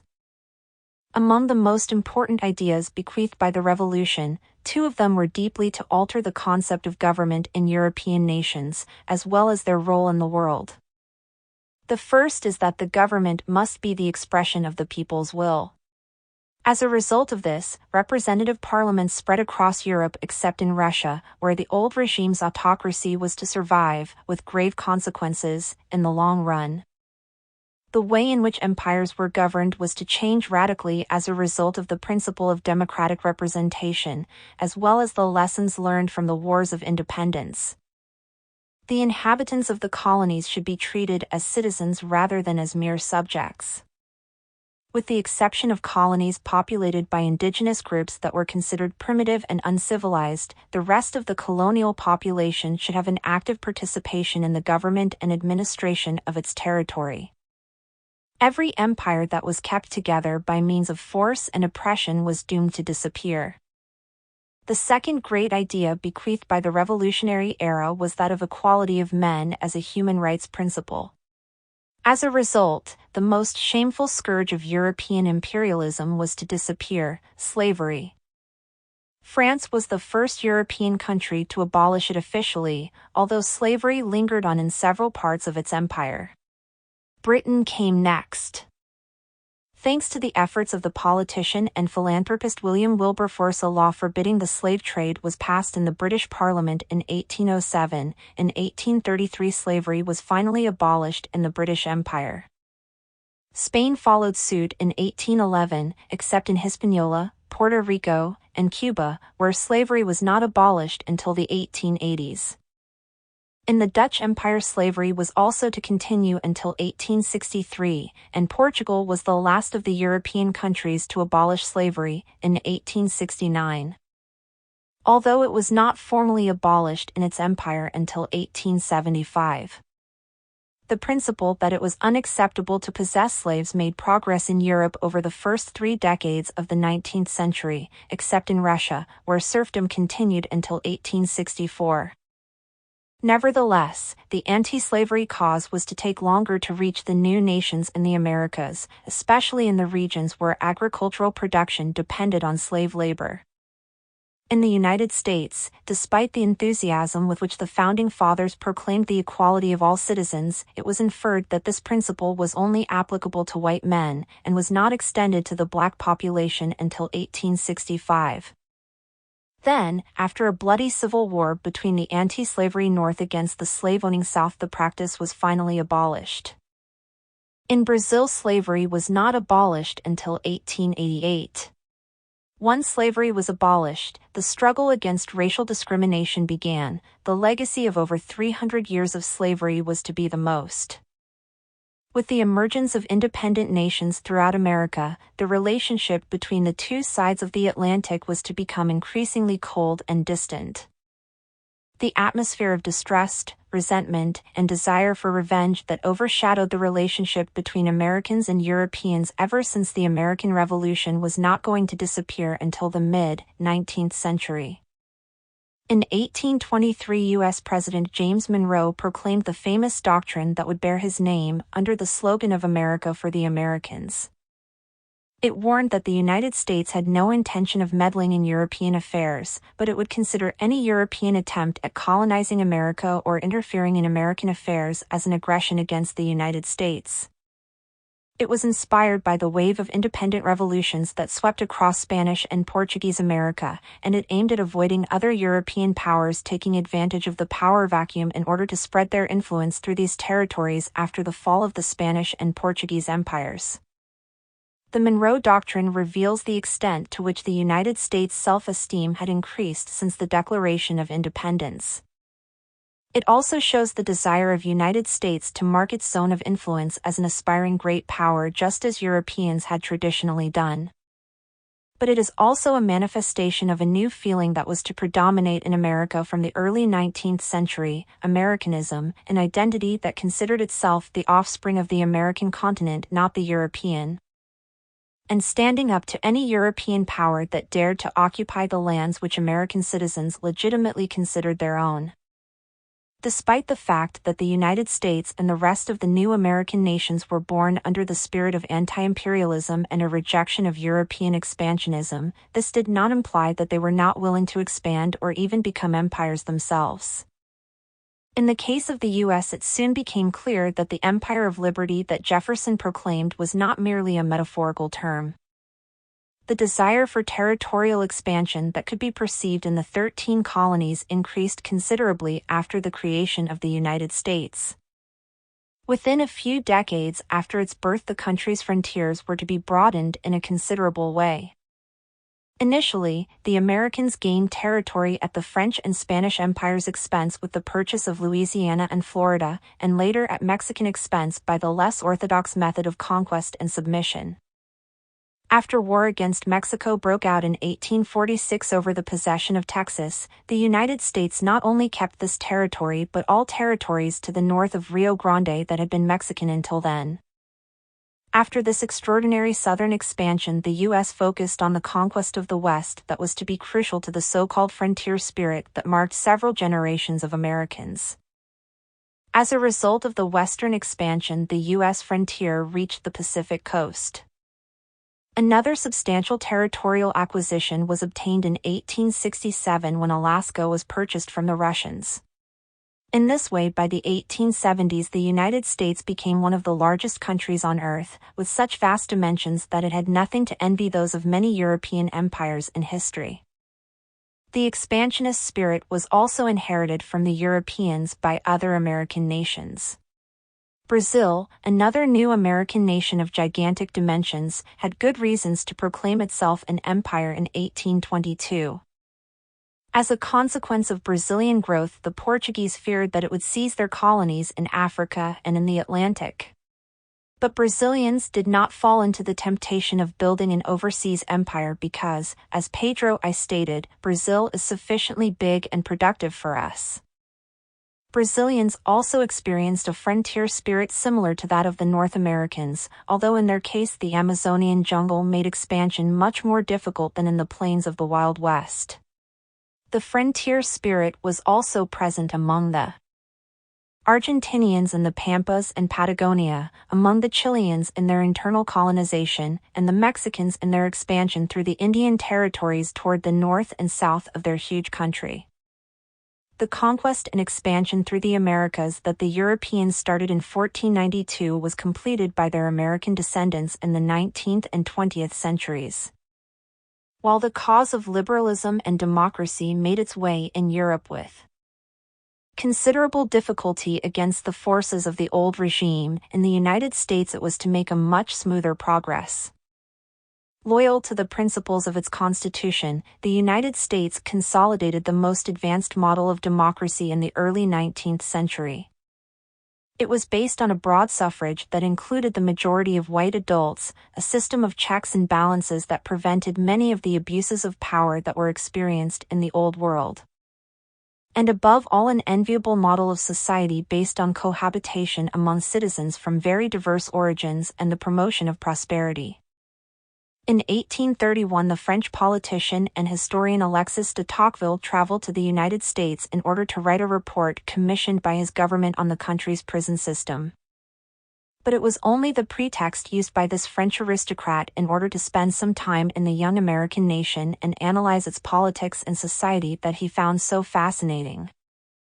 The product of this journey was a book published by de Tocqueville in 1835 under the title of Democracy in America, which apart from being widely read both in Europe and America was going to be very influential in Western political thought. Alexis de Tocqueville explained how U.S. democracy worked and why this country was achieving a much more advanced democratic system than any other European country. According to the French historian, the key to the success of U.S. democracy was in a society that combined egalitarianism, community spirit, and individualism. Tocqueville had the virtue of predicting the rise of the United States as a world power as well as that of Russia, for very different reasons. What fascinated the European readers about de Tocqueville's book was that it was like a journey to the future, as it not only warned the Europeans about the increasing importance of the United States but also that the type of democratic society that had emerged there would eventually reach old Europe. The same democracy that reigns over American societies is rapidly advancing toward power in Europe, explained de Tocqueville. On the other hand, the Latin American experience with democracy and the values of the era of revolutions was going to be much more traumatic. Dictatorships, despotic regimes, and exclusive oligarchies that emerged from wars and political upheaval were going to project an image from this part of the world that was radically different to the North American. Why did the European inheritance give worse results in Spanish and Portuguese America than in North America? A lot has been written about this topic, very often under the influence of simplistic theories, stereotypes, or myths about the Anglo-Saxon people's inherent capacity to create democratic and stable societies, in stark contrast with the Hispanic world with its authoritarian tendencies and anarchic spirit. Yet there was a subtle difference. Latin American nations were born under the influence of one of the most advanced constitutions in the 19th century, the Spanish 1812 Constitution. Liberalism and democracy were going to be aims proclaimed by the Creole elites, and they managed to make progress in some nations, although on the whole, the 19th century in the Latin American world, just as it happened in the Iberian Peninsula, was characterized by political instability. The era of revolutions brought the end to a very substantial part of four great empires: the British, the French, the Spanish, and the Portuguese. Apart from losing sovereignty over most of the American continent, the Europeans were going to be confronted with a new American identity that rejected any sort of European hegemony on the other side of the Atlantic. Among the new nations, the United States, born under the determination to defend the principles of liberty and independence, was going to play the leading role in the defense of the American territory and sphere of influence. Another major achievement of this era was the prohibition of the slave trade and the abolition of slavery in most of the European empires. New ideas about the citizens' rights, equality of men, or parliamentary representation, all of them seem to be at odds with the predominant principles of conquest and submission of the colonized people by the colonizer.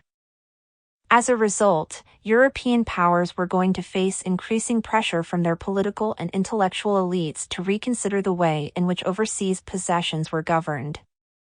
Nevertheless, the era of revolutions did not speed up the decline of Europe despite the fact that so many overseas possessions were lost. On the contrary, political and social changes experienced in these days contributed to strengthen European societies, increasing their dynamism, their entrepreneurial spirit, and their capacity to solve internal conflicts in a peaceful way to find solutions to their citizens' problems. Freedom, social mobility, and meritocracy were to expand. Equality of rights and opportunities became aspirations that would be worthy of any good society. In fact, it is not a coincidence that the countries where parliamentary democracy made better progress in the 19th century ended up being the most powerful politically and economically. The era of revolutions gave way to a golden age in which Western civilization reached the highest summits of development in the economic, political, scientific, and cultural spheres, and in consequence, the gap between the West and the rest of the world was to be wider than ever. While the Europeans assimilated the impact of the French Revolution, another revolution was to start, one that was much more quiet, less violent and conflictive but no less consequential: the Industrial Revolution. The steam engine, the spinning jenny, the introduction of coal as the main biofuel, and extraordinary innovations in the iron production processes, all of these inventions and technological innovations took place between the late 18th and the early 19th centuries. They brought amazing changes in the economy and society that were going to affect individual lives more than ever before. Railways that revolutionized transport and massive emigration to the cities were two of the most significant products of this revolution. The country where the Industrial Revolution began, Great Britain, acquired an enormous advantage over rival powers, and this was going to play a crucial role in its rise to world hegemony.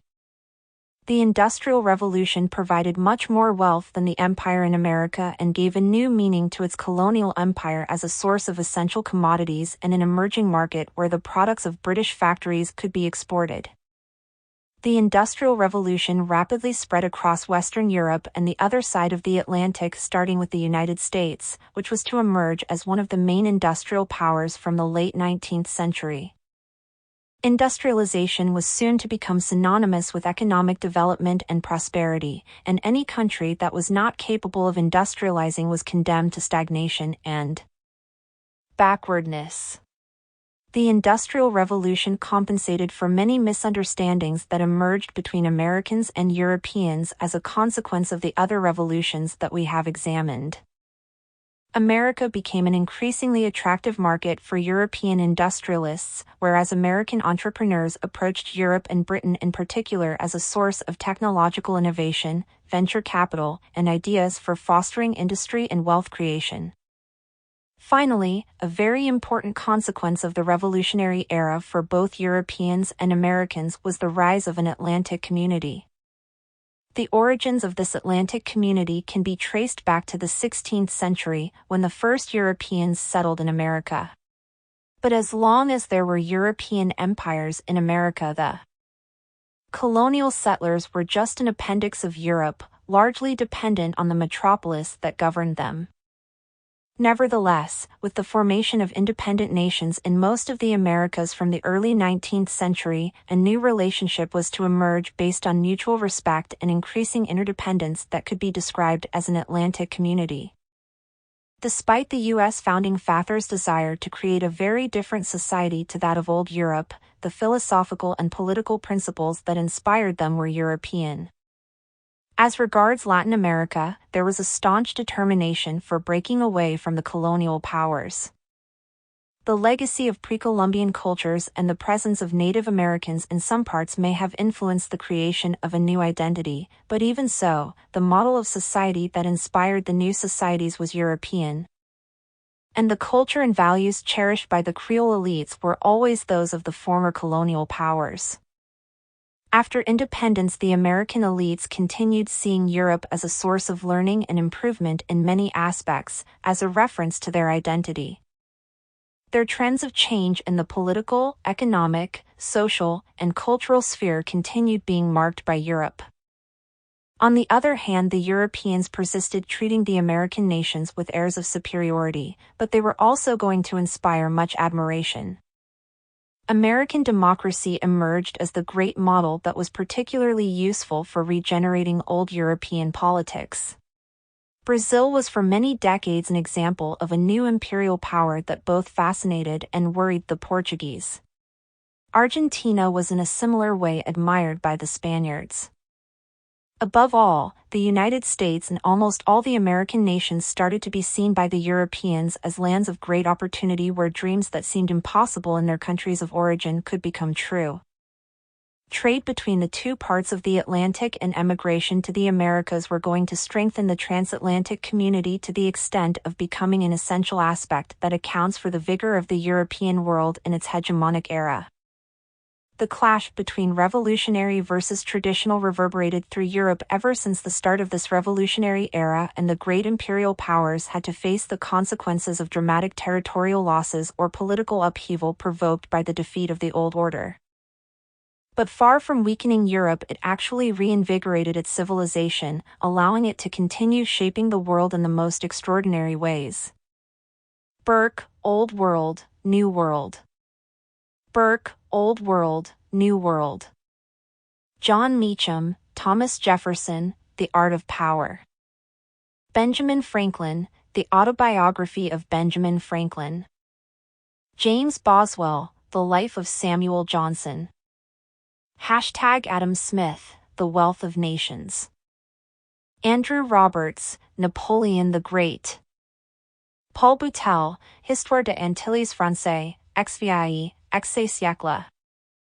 C.L.R. James, The Black Jacobins, Toussaint Louverture and the San Domingo Revolution. Manuel Lucena Giraldo, Naciones de Rebeldes. Salvador de Madariaga, España, Ensayo de Historia Contemporánea, page 103. #Ricardo García Carcel, La Herencia del Pasado, Las Memorias Históricas de España. Raymond Carr, Spain 1808 to 1975. Carr, Spain 1808, 1975. Manuel Lucena Giraldo, Francisco de Miranda La Aventura de la Política. Neil Ferguson, The Square and the Tower. ### Salvador de Madariaga, Bolivar. E. Bradford Burns, A History of Brazil. Thomas, The Slave Trade. Roderick Barman, Brazil, The Forging of a Nation, 1798-1852. Alexis de Tocqueville, Democracy in America. Eastern Dreams of Grandeur. How China, India, and the rest of Asia were shaped by European expansion. Long before European empires emerged, it was in Asia where empires were built. From the Tigris and Euphrates, where the first civilizations took shape, the most extraordinary imperial feats were carried out first by the Persians in the Near East, while in the Far East China emerged as a colossus. The Silk Road, the first major trade route in history, connected these two civilizations as well as many other peoples of Asia. Silk, which was one of the main products exported from China and Japan, reached the Mediterranean world through the Silk Road, and it gradually became a network of trade and even cultural exchange between East and West. Christopher Columbus had very good reasons for devoting many years of his life to discover a western route to Asia, for this continent was a symbol of wealth. Whoever found a new route toward one of its lands could expect to be handsomely rewarded. The wealth in the Near East seemed inaccessible, as it was in the hands of empires that were hostile to the Christian world, but the Far East was, according to popular imagination, the place in the world where the greatest riches were stored. The discovery of America and its subsequent colonization contributed to diminish European interest in the Asian continent. Nevertheless, Asia continued to exert great attraction, and the Europeans who traveled there starting in the 16th century were to find out that its wealth and trading possibilities matched the legends that the Europeans had believed about this faraway land. But extracting benefits from the Asian lands, settling there, and consolidating a hegemonic position over their peoples proved to be much more difficult, and even impossible in various cases. The arrival of the Europeans in Asia provoked a clash of civilizations that, unlike in the rest of the world, did not always culminate with European predominance. In India, China, and Japan, Europeans discovered millenarian civilizations of great sophistication. The Chinese and the Japanese had science and technology, and ways of life that in some aspects seemed more advanced than those of the Europeans.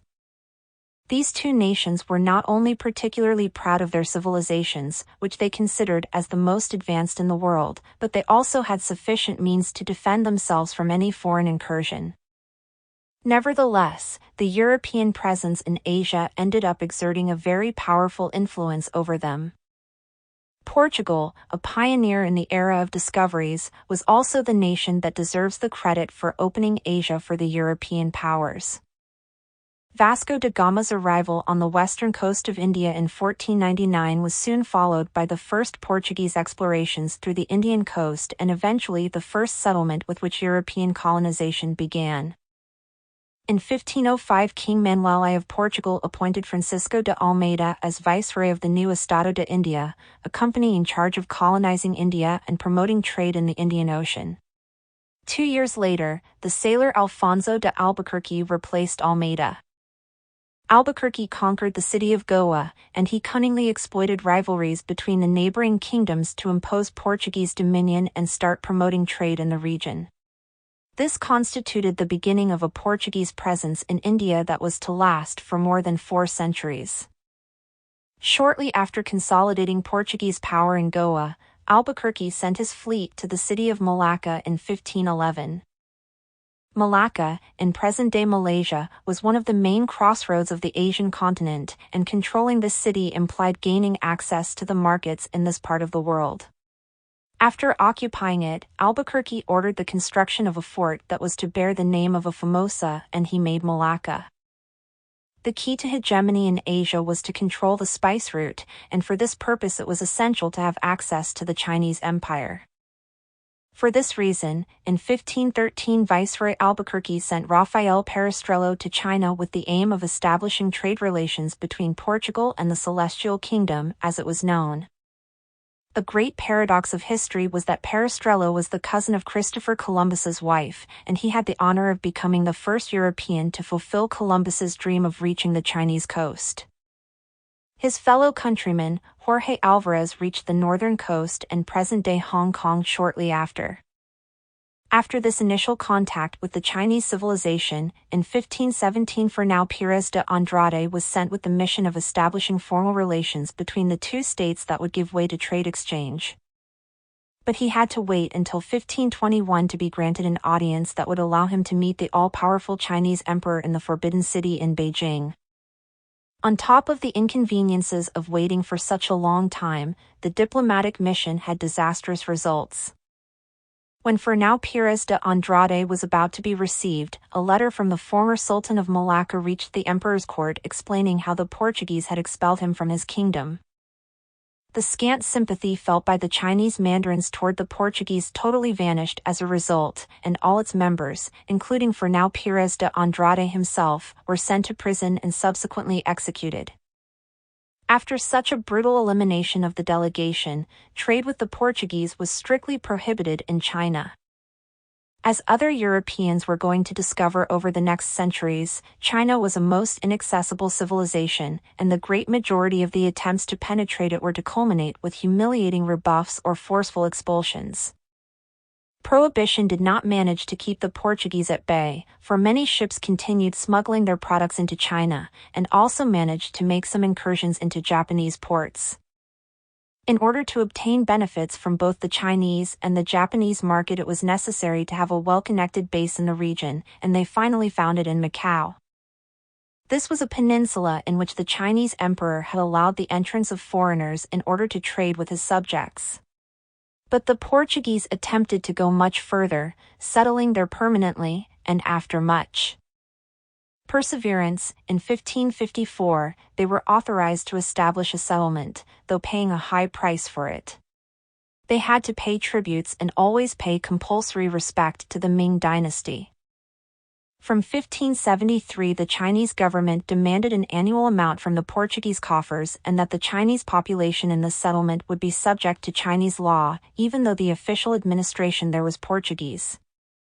In Macau, the Portuguese traded European products like wool, gold and linen, cotton, opium from India, species from the Moluccas, and even ivory from Africa.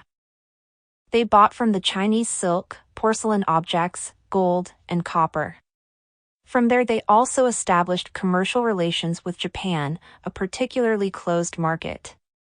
The silver trade was to be especially lucrative for Macau. Silver was the most demanded metal in China. It was twice as expensive there as in Europe or Japan. Traders from Macau were going to take advantage of the great shiploads of silver that arrived in Europe from Spanish America to do business with the Chinese. They also imported silver from Japan and from the Spanish Philippines, where shiploads of the precious metal arrived from America. Within a decade after its foundation as a Portuguese settlement, Macau became a great trading center that attracted Portuguese, Chinese, and Asians from very diverse places. In 1565, the city had about 1,000 Portuguese inhabitants, apart from several hundred who came from Malaysia, China, and India. Many of the Portuguese had arrived from Malacca with their Malaysian wives, and others married Japanese. The Portuguese authorities promoted intermarriage as the only way of populating their Asian settlements. In the case of Goa, they offered land to the Portuguese settlers who would marry indigenous women, although marriage should be performed under Catholic authority, for promoting Christianity in Asia was one of the aims of the Estado de India. Missionaries were among the first Portuguese settlers in Macau, Franciscans, Augustinians, Dominicans, and above all Jesuits, who were going to succeed in promoting Christianity in China more than any other order. In 1575, the Pope made Macau an episcopal seat, with jurisdiction over China, Japan, and Korea, and the city became the gate through which Christianity was going to expand to these countries. Macau was the last conquest with which Portugal consolidated its Asian empire, an empire that had managed to expand from India to China within a few decades, enabling the Portuguese to exploit the Asian market with practically no rivalry. For the only other European power that was present in Asia was Spain. After the conquest of the Philippines by Miguel López de Legazpi in 1564, the Spanish Empire acquired a global dimension. Legazpi's achievement was another amazing adventure bequeathed by the era of conquistadors. He confronted several tribes in the Philippine archipelago, and Chinese and Japanese pirates, until he finally reached a Muslim enclave known as Manilad, where he founded Manila, which was going to become the new capital of the Spanish Empire in the Far East. Legazpi remained in the territories he conquered, fighting against all kinds of adversity until his death in 1572. He never found out that shortly before his death the King of Spain had signed a decree appointing him governor and captain general of the Philippines. After settling down in the Philippines, the Spanish conquistadors started to dream of a much more ambitious challenge, the conquest of China. From Manila, Legazpi wrote to Philip II proposing the construction of 6 galleys in order to sail across the coast of China and reach the mainland. Over the next years, Spanish administrators and missionaries gathered plenty of information about the old civilization. Letters of the missionaries describe the Chinese as people who are not warlike at all, and they also allude to the possibility of promoting intermarriage with the Chinese women, normally of great beauty and discretion. In the same way that the Caribbean islands had served as the base from which to conquer the mainland of the American Empire, the Philippine archipelago should lead into the last great frontier of the Spanish Empire, China and the other nations of the great Asian continent. Nevertheless, in those days the empire of Philip II already had too many problems to embark on an adventure of such vast dimensions, and as a result China and the Asian mainland were to be the great unfulfilled ambitions of Spanish expansion. The Captain Generalship of the Philippines was founded in 1574, dependent on the Viceroyalty of New Spain, and it included Palau, Guam, the Mariana Islands, and the Caroline Islands, all of them conquered by the Spaniards in their Asian expansion. In the early stages, the colonial regime in the Philippines was very similar to the one in the American settler colonies. The Spaniards acquired lands by means of the traditional system of encomiendas, and the local tribes worked the lands, paying tribute in return for receiving protection, as well as being prepared for baptism. Although Philip II had ordered Legazpi to carry out the colonization of the Philippines without violence nor injustices, the encomienda system as it happened in the Americas was prone to all sorts of abuses and even the enslavement of Philippine workers. Nevertheless, the encomienda system declined toward the end of the 16th century, due to the bold intervention of the first Spanish missionaries in favor of Philippine workers. Ever since their arrival in Philippines, the Augustinians did not limit themselves to denouncing slavery before many local authorities that allowed it. Fray Juan de Alva went much further, and wrote a letter to the Viceroy of New Spain in 1570, in which he described the destructive effects that slavery could have. 3 years later, the Augustinians sent a letter to Philip II himself, recommending their liberation, and finally, a royal decree of November 7, 1574, expressly prohibited slavery in the Philippine archipelago. In 1581, on his arrival in the Philippines as the first bishop of this diocese, Fray Domingo de Salazar handed in a royal decree to the governor, which forced him to grant freedom to all Philippine slaves or members of any other community that were being enslaved. #Philip II's royal decree deserves a special mention, for as a result of it slavery was abolished in the Philippines almost 3 centuries before slavery was banned throughout the European empires. In this way Spain created an important precedent in the imperial world, although it did not have any impact not even within the Spanish Empire. Another reason why the encomienda system disappeared in the Philippines was due to the increasing number of Chinese immigrants. Chinese traders arrived in Manila with silk, porcelain, and other luxury items that the Spaniards could buy and export to New Spain. Trade with the Chinese became in this way a much more lucrative business than the cultivation of land. Furthermore, many Chinese were willing to work as farmers, artisans, or salesmen, or employ themselves in any service demanded by Spanish colonists. Taxes charged by Spanish authorities for all their working activities became one of the main sources of income for the colony. In order to connect the Asian archipelago with New Spain, the Manila Galleon was founded in 1565, which sailed across the Pacific twice per year from Acapulco to Manila, stopping at Guam. Thanks to this galleon, Columbus's old dream of opening a route that would allow Castile to benefit from trade with Asia was finally to come true. Among the products that were usually transported were silk from China and Japan, porcelain, shawls, and canes. Apart from typical products from the Far East, the galleon also transported cotton clothes from India and even Persian carpets, and obviously silver from New Spain, for which there was great demand in the New World. Apart from the routes that connected America with Spain, this was the other great trading route from the Spanish Empire, and it constituted the main link of the Philippines with the external world over the following 3 centuries. This trade route abruptly came to an end in 1814 due to the Mexican War of Independence. The disappearance of this commercial link with America constituted a hard blow for the Philippine economy. With the dramatic drop in benefits for commercial activities, the colony was forced to depend on the much less lucrative agricultural activity, which had been left aside in